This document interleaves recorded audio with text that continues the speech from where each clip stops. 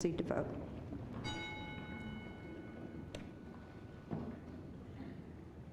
Have all members now voted? The clerk will take the roll. 84 affirmative votes and 4 negative votes. Therefore, the letter of resignation is accepted. Representative Fox.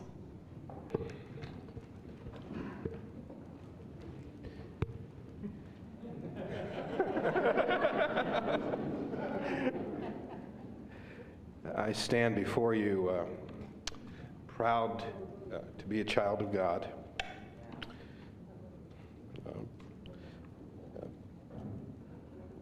Proud to be the son of Ben and Nora Fox, proud to be the husband of Mary Ann Jones, and proud to be the father of Ashley and Ryan Fox, and proud to have been your colleague and a member of this house. You honor me with your kind words, but more important than that, you honored me with the opportunity to serve and be your colleague. 23 years ago, I came here as a young, skinny fella with an entourage, ready to slay the dragons, and with lots of dreams and with lots of ideas. And if you'll think back to that first moment that each of you came to this house, you'll think about all the dreams that you had and the things that you wanted to do when you got here. And the horizon was wide open. Lots of plans. Those days, I didn't think I'd be here this long. I thought by now I would have been through the Senate, on the governor. Then I found out I served with 131 other folks that thought they were going to be senators and governors. And along the way, I learned a lot. And I look across this body, and when we were here for the memorial service for former Speaker Rife, and I saw an opportunity to see people who had come in and had gone on. You start, particularly as you start thinking about, life beyond the house, how precious and how wonderful this family that we are all part of, how wonderful it is. And how privileged we are to have had the trust and confidence of the people who go about their business every day and entrust to us this special opportunity to come, as Representative Batchelder has said many times, to the people's house and conduct their business. I learned that Tip O'Neill in his book, The Man of the House, when he talked about all politics being local, was wrong. I think Scott Turow, a novelist, in his most recent novel, got it even more on target. Said all politics is personal.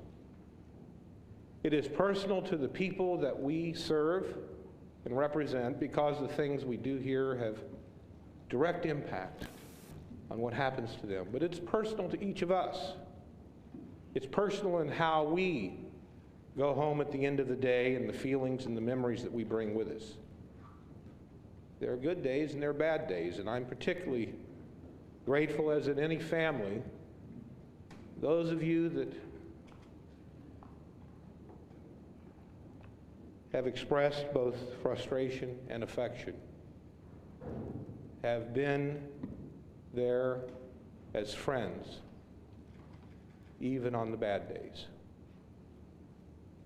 I thank you for that. I know that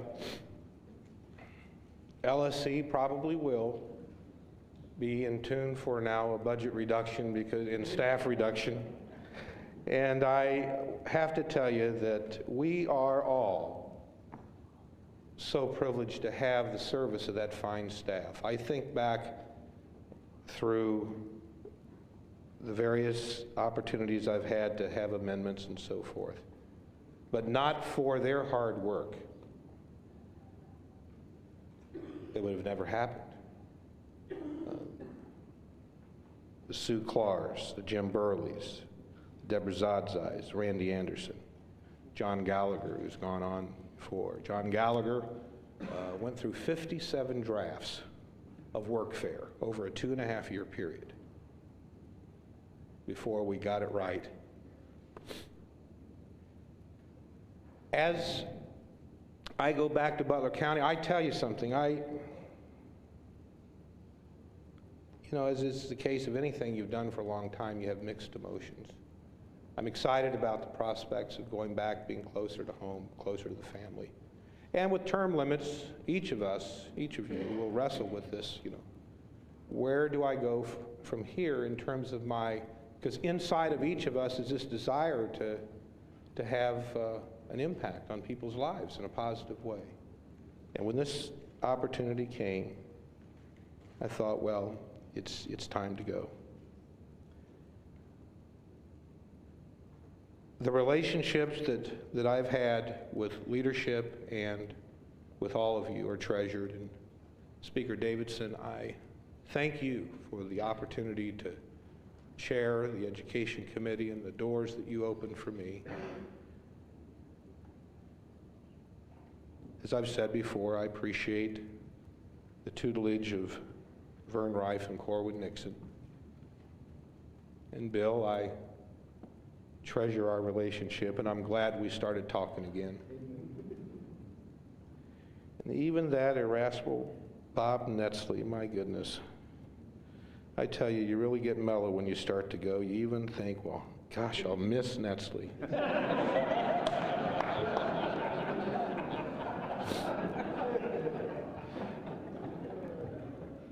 But actually, I'll miss you all, each and every one of you. I want to thank the people of the district for giving me this wonderful privilege over all these years.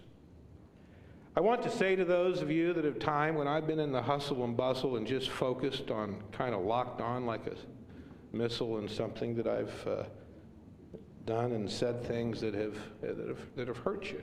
And sometimes unknowingly, and sometimes because I was caught up in what I was doing. My Saturday Night Live sense of humor gets me in trouble all the time. But I thank you for those indulgences. And I would just ask you one last thing in terms of just two things. One, keep the technology for Ohio schools alive, because I tell you something. It'll take a while for us to get it right, but in an information age that we're going to, kids' abilities to manipulate words, move information, and acquire and analyze things at the speed of light will determine their quality of life, and frankly, it'll determine ours. So please do that. And finally, please do that thing about child support enforcement, whatever it is. Maybe not my way of doing it, but somebody. Those 900,000 kids in this state that go to bed every night dependent upon government to define what quality of life they have. Courts. They need our best. Enough of that. I thank you, each and every one, and I will treasure the friendship that you've given me and the affection till I take the last breath on this earth. God bless you all. Thank you.